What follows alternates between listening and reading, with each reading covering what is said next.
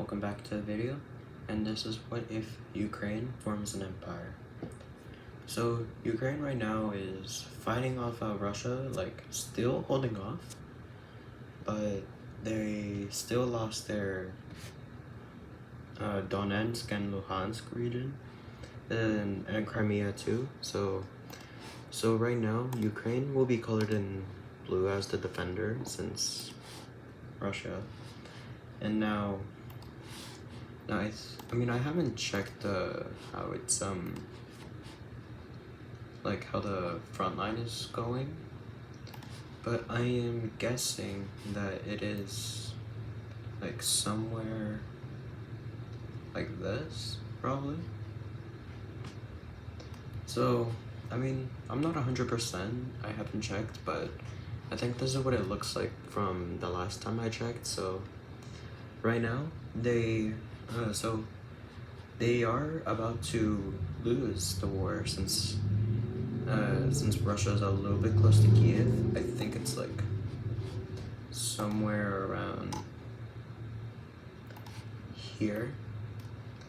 I mean, they're not losing, but they need to get the Russians out. So what they do is to get help from one of their allies, and then that ally is gonna be Poland and Slovakia.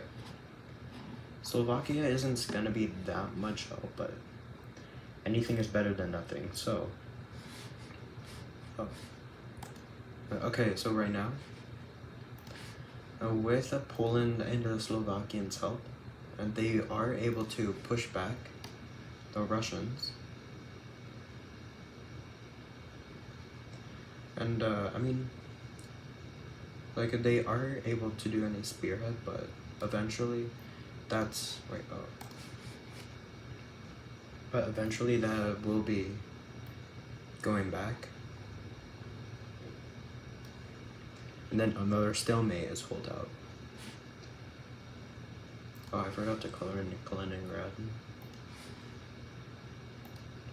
Okay, so people are getting worried with Russia's aggressiveness in Ukraine, also with Ukrainians. I mean, also with the Ukraine applied for NATO. That's gonna be a little bit difficult for Russia and both NATO. So, I mean, even though that Ukraine wouldn't be able to call these two in real life, it's just, I mean, why not add in some more entertainment? So, what else they do is that they declare, I mean, Romania and Germany help out on Ukraine, and then which makes Serbia declare war because it's in a Russian ally. So that means that Romania has to send some troops over to Ukraine, but most of them have to go and fight Serbia. So they start going into Serbia, and then a stalemate happens. While, with the help of Germany, they are able to gain some more ground back, cutting Crimea off from the Russians, except for that lake over here. And then they start going in, eventually getting their spearhead back, eventually having them split, and then getting the Luhansk region, and then the Donetsk. Then eventually they kick Russia out of northern Ukraine and start going down to Crimea. And I will be excluding all nukes or bombings, because then it wouldn't be that much, I mean, like, it wouldn't make it that much fast. I mean, it would make it fast, but not as entertaining. So we're just gonna cut off all alliances like NATO, the UN, EU, bonds, nukes, everything, for the empire could expand as its own. and then eventually Ukraine gets all of Crimea, which makes Germany leave the war. So then without Germany's help, another stalemate happens. But Romania is also able to open another front in Serbia, eventually leaking them all. And then eventually Belgrade is captured and now gone. So with Romania focusing on the war with Ukraine, oh, and I guess Kaliningrad got, it got annexed apparently, but I'll just color that back in. But anyways, and so then Russia declares war on Lithuania and Latvia and Estonia, and why not? So with the Baltics in the war, and they start advancing into the Baltics, but Estonia was prepared, so they managed to hold out while Latvia starts to get invaded. And then a spearhead almost encircling them in Estonia happens, while another spearhead goes through Lithuania to connect to Kaliningrad, and then another one goes to Riga. And then eventually Estonia has to evacuate their troops out of the Russian border. And now they're still protecting their capitals, but they're threatening it. And then Russia is threatening Tallinn, while another one is threatening, I don't know what it's called, but it's in Lithuania's capital. And then eventually Poland realizes this, gets their troops out, some troops out of Ukraine to help out with the Baltics. So with this, they push back the Russians a little, liberating all of Lithuania, but then starting to go into Latvia. And then, but since these were in small groups, they were able to kick them out. But then, Russia decides to drag Belarus into the war because it's a Russian ally. So Poland was expecting this, so they started to march into Belarus. And then it starts to go all very well.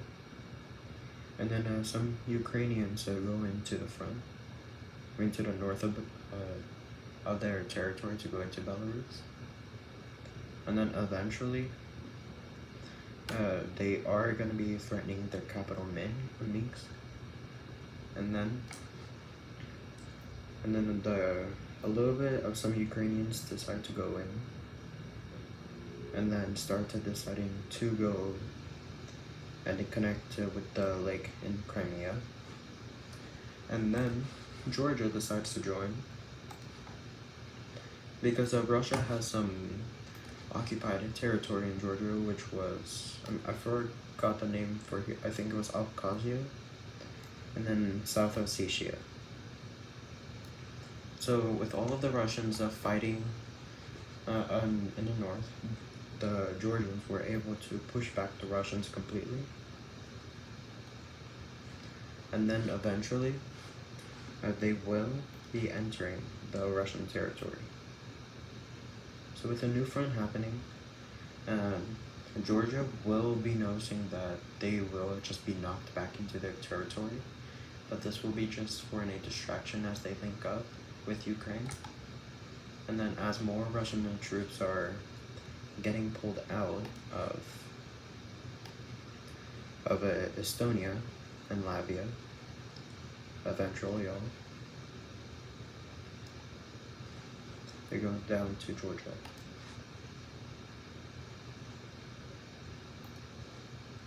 Eventually kicking them out, and then invading them. This time, all of their territory.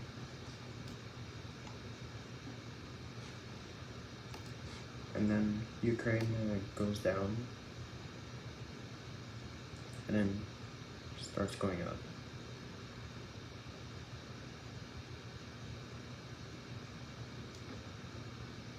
So, with the Ukrainians forming one entire front line, and also with the Baltics going in, and forming another front line, eventually threatening St. Petersburg, right here, and then, so then Russia goes over to North Korea and asks for some volunteers.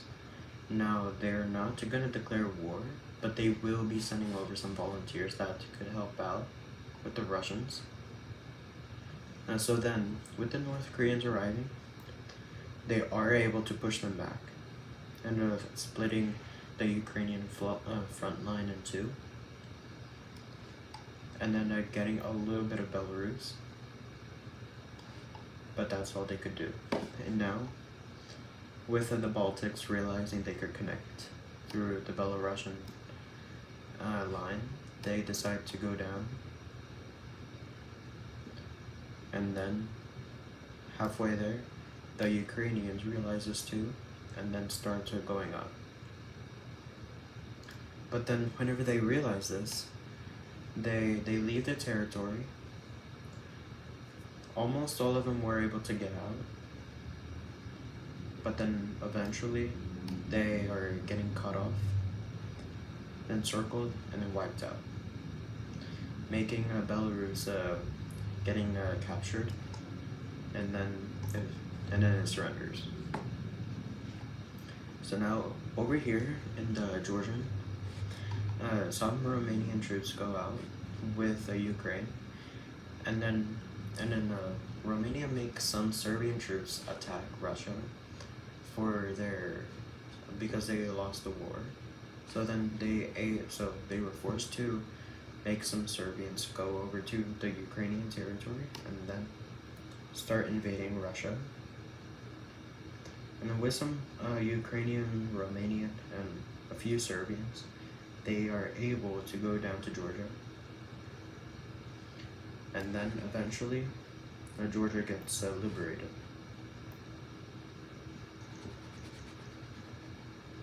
And then they started to another front line, starting to go up.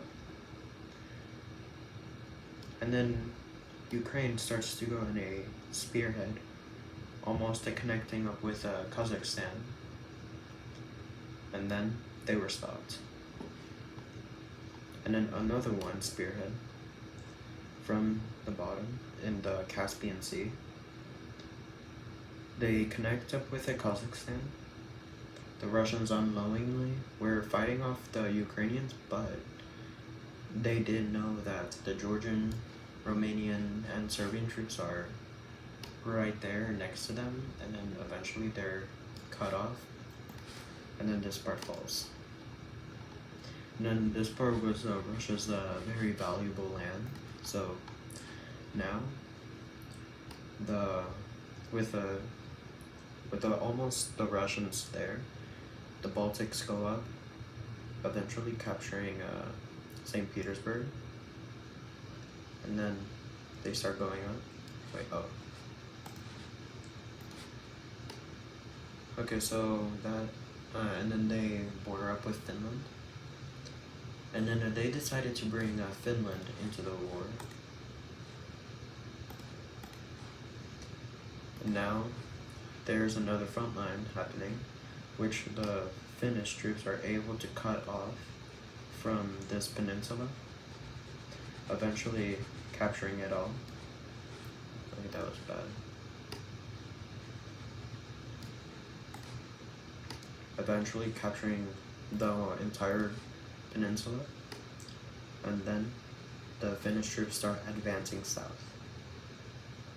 Next, North Korea starts sending almost their manpower over to Russia, and then the Finnish troops are able to cut them off from this lake. Another spearhead goes north, while the other one goes south. And then eventually they connect, and then that part falls. So then with Russia, and I mean, but I think Moscow is somewhere over here, probably. But with Moscow starting to be threatened, North Korea starts getting their troops up there, officially declaring war. If I could get there. But then, little do they know, South Korea joins. If I could get that on. Okay. So, with North Koreans all in the Russian border, South Korea starts to go up in east, capturing Pyongyang, and then eventually cutting North Korea into two. And then North Korea eventually falls. And then they start a small invasion into the Siberian part of Russia. And then they were stopped by either some North Korean troops coming back or because of the cold in Siberia. So, back in the European front line, the North Koreans just lost their country, so they have to make it all they can to push back the troops here, but that goes to a fail, as not one spearhead, and not two, not three, but 4 spearheads launching over to Moscow. Eventually, the Finnish troops are able to capture this part, and then launching another spearhead, and then next, this spearhead connects, eventually making this part fall. And now, another one over to this one, to here, making them fall. And now, the Russians are trying to push back this line, but while that's happening, these 2 spearheads connect with a massive one. And then, this part goes over. And now, the Battle of Moscow begins. So, the troops that go down here, trying to fill out the area, and then they're almost, eventually they get very near to Moscow. And then probably the president of Russia is going into Siberia or Mongolia, or to China. And then they start encircling Moscow. And then the Battle of Moscow begins. Eventually entering the gates, the Russians start losing their capital slowly, and then eventually Moscow is gone. So with Moscow gone, they win this disadvantage, which it makes in a big front line more bigger. They start expanding into Siberia, but then the Russian people got tired, and then eventually the Russians surrendered. So let's look at the peace treaty. So here's the peace treaty, and the Russian government is now pro-Western. Finland got some land. And then Poland annexed Kaliningrad. Nothing happened to Serbia, but they got a Western government. And then Georgia grew.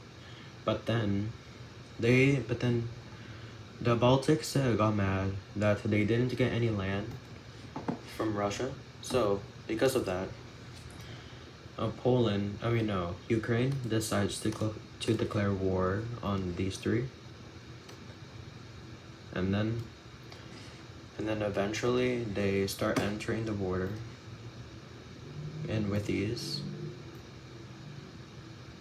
eventually capturing Lithuania's capital, and then eventually Latvia's, and then Estonia's, which makes these three countries collapse. So that was short, and now let's look at the peace treaty. So here we see full annexation of the Baltics, and then they decide to look down. They declare war on Moldova, and then foolishly, Georgia declares war on Ukraine. There we go. And now, let's just say Moldova got destroyed, and so did Georgia. That was a very short battle. Let's look at the peace treaty.